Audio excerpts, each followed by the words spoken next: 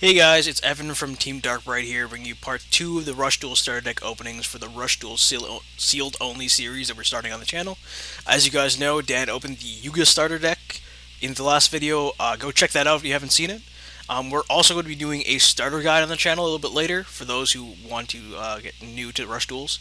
There's also it's good to watch that video before going to our remote duel that we're going to have in the end of the week. In this video, I'm going to be reviewing the starter deck of Luke.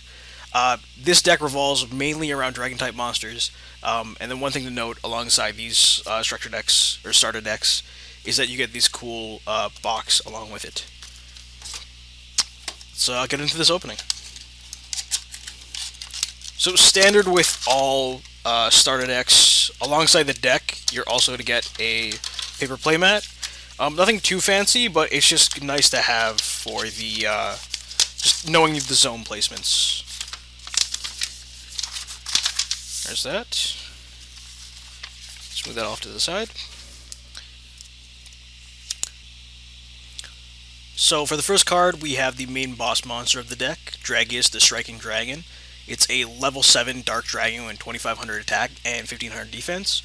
It's a really nice card in the deck, has the best attack stat, and can make a second attack if it destroys a monster by sending the top card of your deck to the graveyard. For the second card, we have 3 copies of Gravity Press Dragon, a level 6 Earth Dragon.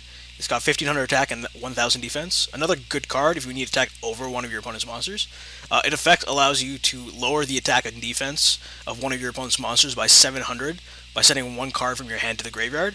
And since this effect isn't a once harp return, if you have multiple copies, you can use it multiple times, which is nice. Next off, we have the 3 copies of the Fire Guardian. It's a level 6 Fire Dragon, 2100 attack, 400 defense. It's the next largest attack stat next to Dragius, so it's just good to have in hand, especially with one of the traps that are going to be in this deck, which is nice. Next off, the vanilla monsters, we got the 3 copies of the Dragon Knight of Darkness. Level 5, 1600 attack, nothing really too much to talk about it. Got the 3 copies of Dracolite. Level 4, Earth Dragon, 1500 attack. Pretty good. Just having it as a attack stat is nice. For the next effect monster, we've got the 3 copies of Twin Edge Dragon. Level 3 Light Dragon, 1000 attack. Not the strongest attack stat, but it really is useful when you get some damage in.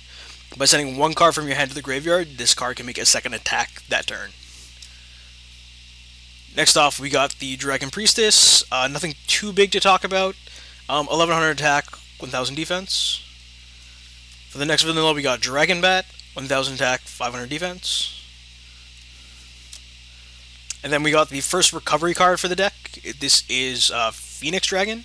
It's a level 2 dragon with 500 attack and defense. But what it really comes in handy is when your board is broken, you can send one card from your hand to the graveyard to add one level 5 or higher dragon from your graveyard to your hand. And then since you can normal summon as many times as you want during your main phase, it's really good just to recover back, like discard one of your level 4s or level 5s to bring back one of your bigger monsters like the Fire Guardian. Next off, we've got the Palm-sized Draco. The smallest one of the normal monsters for the deck, but honestly, it's not that bad, considering that it actually has the second highest defense stat next to Dragius. Can actually be useful in the deck. Next off, we've got the spell Dragon Pressure. By sending 3 dragon monsters from your hand to the graveyard, you can destroy all monsters on the field, including your own. And then if this card destroys a monster or monsters by this effect, you can special summon one level 4 or lower dragon-type monster from your graveyard in defense position. This is really good with the Phoenix. Next off, we've got the 3 copies of Dragon's Breath. It's basically the MST for the deck, but it can only be activated when a dragon is on the board. For the traps, you've got 3 copies of Dragonic Encounter. This is a card that the trap that I mentioned when I was going back to Fire Guardian.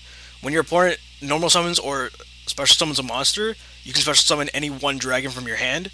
It's really good. Like even if you have like a dead draw and all you have is level 5 or higher monsters in your hand, you can still bring out a beat stick on your opponent's turn when they normal summon to like, just build a wall. And for the last card, we have Counter Offensive Dragon Strike.